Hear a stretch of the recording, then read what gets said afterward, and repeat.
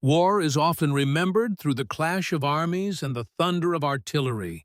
Yet behind every gun, every ration tin, every marching column, another battle unfolded far from the trenches. It was fought in fields turned rough by weather, in barns patched with scrap wood, in orchards stripped for fuel, and in villages where the rhythm of life no longer followed the seasons, but the demands of armies. This was the battle to feed a world at war. The First World War did not only mobilize soldiers, it mobilized land, crops, livestock, labor, and entire agricultural systems. Nations learned that victory did not depend on courage alone, but on grain, potatoes, livestock, sugar, fodder, and fuel. The war revealed an uncomfortable truth. Armies marched on fields as much as on feet, and the front line depended on the furrows carved into exhausted soil. The farmers, men, women, elders, and children became silent participants in the conflict, fighting not with weapons, but with endurance, scarcity, sacrifice, and persistence. This is their story, the story of the landscapes that carried the burden of war, the hands that worked them, and the harvests that sustained the world, even as it tore itself apart. When war began in 1914, the countryside of Europe still followed ancient rhythms. Harvest followed planting, livestock followed pasture, and tools bore the marks of generations. But as mobilization swept across nations, those rhythms fractured almost overnight. Farms lost their strongest workers, fathers, sons, farmhands, who left fields behind for uniforms and rifles. Fields that once rang with voices now echoed with emptiness. Implements sat unfinished in barns, cartwheels leaned against walls, and plows waited beside furrows that no one had time to finish. Land did not pause for war. Seeds still required sowing, cows milking, orchards pruning, and grain harvesting. Without these tasks, nations would starve. So the responsibility shifted. Women took the reins of plow horses, repaired harnesses, and drove wagons through roads rutted by military traffic. Children learned tasks years ahead of their age. Elders pushed their bodies beyond endurance because there was no one else left to do so. The countryside became both a workplace and a battlefield, not of explosions, but of exhaustion. As war intensified, food shortages spread across the continent. Armies seized grain, livestock, and fodder. Railways that once carried crops to markets now transported troops and ammunition. Ports closed, trade halted, imports dwindled, and blockade tightened hunger into daily life. Civilians waited in ration lines, clutched coupons, and learned to stretch every scrap of food. Bread grew darker and rougher as wheat was mixed with substitutes. Butter disappeared from tables. Sugar became rare and precious. Meat turned into a luxury reserved for soldiers or the black market. Farmers lived at the edge of contradiction, surrounded by land yet struggling to eat. The grain they produced left their barns, not for local families, but for military stockpiles. Livestock vanished into requisition lists. Tools were repaired endlessly because new replacements no longer arrived. War demanded more food than peace ever had, yet provided fewer hands to produce it. And still, the land was expected to deliver.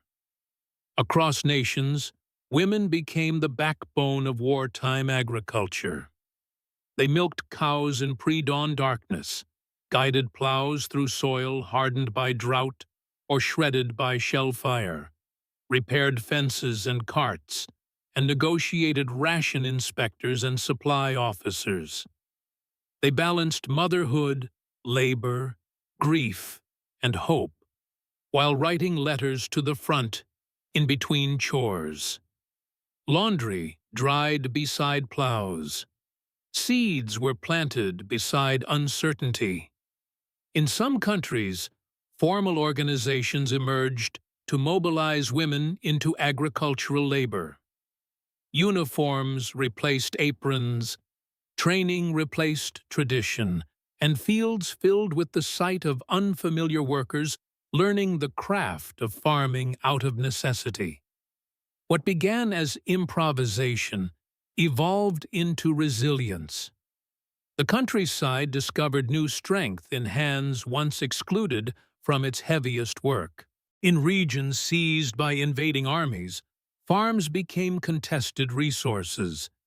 Fields were stripped, barns emptied, orchards cut for timber, and livestock claimed for occupying soldiers. Civilians endured forced labor, requisition, and hunger imposed by military administration. Farmers harvested crops only to see them taken before reaching their families' tables. Plowing became an act of survival and endurance rather than livelihood.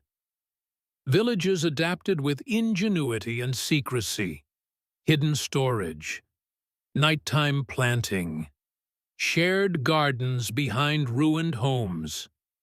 Even in occupation, land connected people to survival.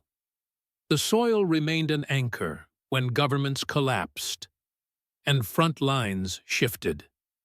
It grounded identity in a world of uncertainty.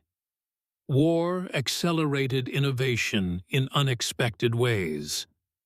With labor diminished, new agricultural machines gained importance. Tractors replaced animals lost to military requisition. Mechanized harvesters, though limited, hinted at a future where machines would lighten human burden. Chemical fertilizers expanded when natural supplies dwindled. Crop rotation intensified. Governments issued manuals on efficient planting and livestock care. Food science and nutrition became matters of national policy rather than household choice. Agriculture transformed from a local tradition into a strategic system. Yet despite emerging machines and policies, the war remained powered largely by human endurance. Calloused hands, tired shoulders, aching backs, and relentless determination to keep land alive. As war dragged on, hunger hardened into a weapon.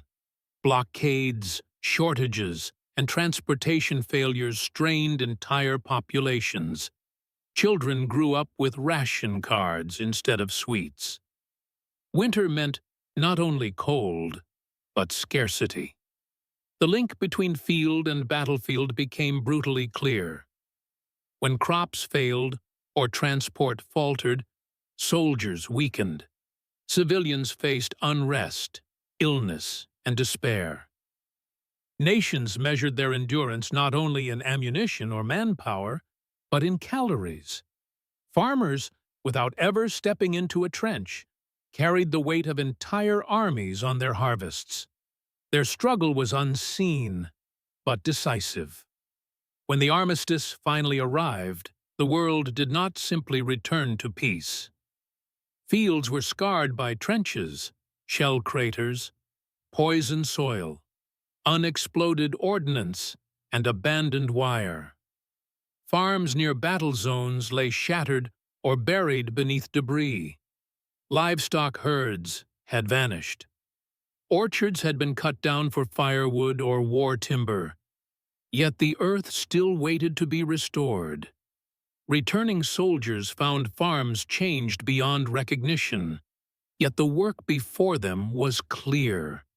Rebuild soil, repair barns, replant hedgerows, mend fences, resow fields, regrow herds, restart life. The first great task of peace was agricultural renewal. Fields that had sustained war now needed healing. And so, the cycle resumed, not through triumph, but through patient labor and stubborn hope. The war changed farming forever. Governments learned that food security was not merely an economic issue, but a strategic necessity. Women's contributions reshaped perceptions of who could work the land. Mechanization accelerated, agricultural policy expanded, and nations recognized farmers as critical actors in national survival. The Great War revealed that history is not only written in trenches, but in furrows, granaries, orchards, barns, meadows, and the hands that sustain them. Behind every soldier's ration, every hospital meal, every loaf of bread consumed by an army, there were fields that endured hardship and people who refused to let hunger win. Their struggle was quiet, but it fed the world. And in that silence, they carried a burden as heavy as any weapon, the responsibility to keep life alive in a time devoted to destruction.